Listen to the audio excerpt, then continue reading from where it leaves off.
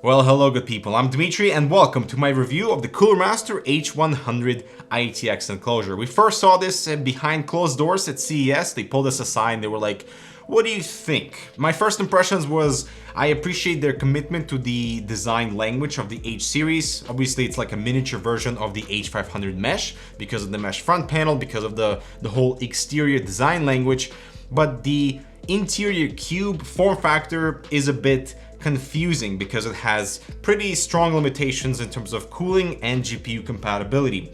But interestingly, when they did their market research for this price point for this target audience, they found that a lot of people were using APUs, AMD APUs, therefore no graphics card required.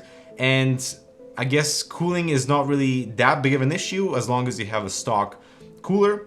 And I understand their direction to potentially target this case towards that demographic, but it's almost like Cooler Master is shooting themselves in the foot by limiting to that demographic and not doing anything innovative on the interior to potentially cater to somebody who might want a beefier GPU or, more importantly, a nice CPU cooler as well.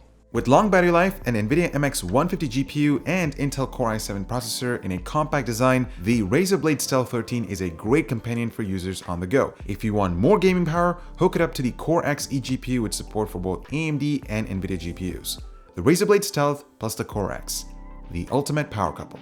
And so for $69, it kind of caters to that exact demographic who are not using a beefy GPU or no GPU at all and just going stock cooler, ITX motherboard, ATX power supply, and that's it. So I feel like there are four main selling points for this enclosure. Number one is the top handle, making this a pretty portable solution for ITX, although it's a fairly large case for this form factor compared to something like the N case that can actually do water cooling versus this thing, not so much. Number two, we have that massive 200mm fan at the front that is RGB. It is the 12-volt RGB connector. You can connect it to your motherboard, for example, but it also has its own controller, so you don't necessarily need to connect it to the motherboard. You can also reroute the reset switch into the controller. Unfortunately, the pins on my controller were totally bent out of the way.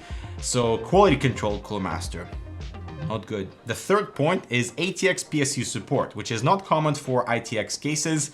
It's great to have it here because you can potentially reuse your other components to build a system, but it's also a little bit of a compromise in terms of cooling. And for number four, I would say it's a pretty good looking enclosure that could go into your living room or your desktop. And given the side panels are completely closed off and solid, you don't really see the mess that it could be inside hiding, but it's out of sight, out of mind. The I/O is pretty basic with dual USB 3s, power reset button, and your audio jacks. It is important to note that the power supply bracket at the back extends beyond the frame to accommodate extra clearance on the inside, so you can mount a 210mm PSU without a radiator at the front, or up to 160mm PSU if you install a radiator at the front.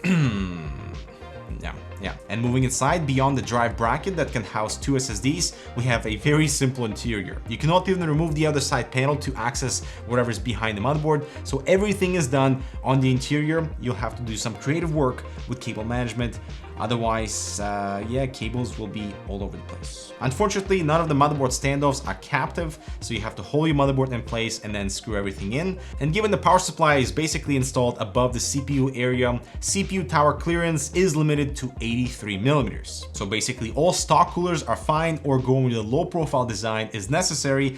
And I would not recommend going with the radiator in here. The front, you can do a 120 or 140 or 200mm radiator, but going with a radiator at the front limits your GPU clearance, which is already pretty short at a maximum 210mm. So like an RTX 2060 Founders Edition, which is a super short card, will not fit inside this enclosure. You have to opt out for an actual ITX small form factor graphics card to fit inside the H100. I went with the Zotac RTX 2060 Super, which is the perfect fit for this enclosure, but as you look at the bottom, there is no ventilation area. We only have holes for an SSD or a 3.5-inch drive, And again, that is a massive compromise given there is no ventilation for the GPU outside of whatever's coming in from that front panel. This is a pretty interesting and disappointing airflow design because there's nothing at the rear for exhaust, simply there's no room, so they rely on passive air being pushed out from the front fan.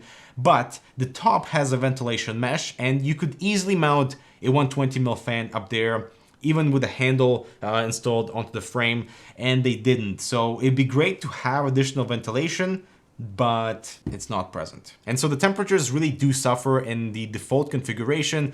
86 degrees Celsius on the GPU at 80% fan, that is pretty hot, while opening the side panel does drop the GPU temps by 3 degrees and only 2 degrees for the CPU. Honestly, I was expecting a little bit more innovation from Cooler Master with regards to this sort of cube format, potentially moving the power supply literally somewhere else beside the motherboard, because there's so much space wasted that is not occupied by the cables. And normally with a cube design like this, you'd expect the power supply to be mounted somewhere at the front to allow for the CPU tower clearance area, because if the power supply wasn't here, you'd have so much space for beefy CPU tower to completely and efficiently cool the CPU, while the GPU compatibility would still be pretty short given the cube form factor. And the price point is also an issue. 69 bucks is too much. I think this is a $49 case, even though we have a 200mm RGB fan in the front, but the limitations are too severe to consider building something, you know, even mid-range in here, because you have to consider GPU size and CPU cooler, and not too hot of a CPU to run in this thing.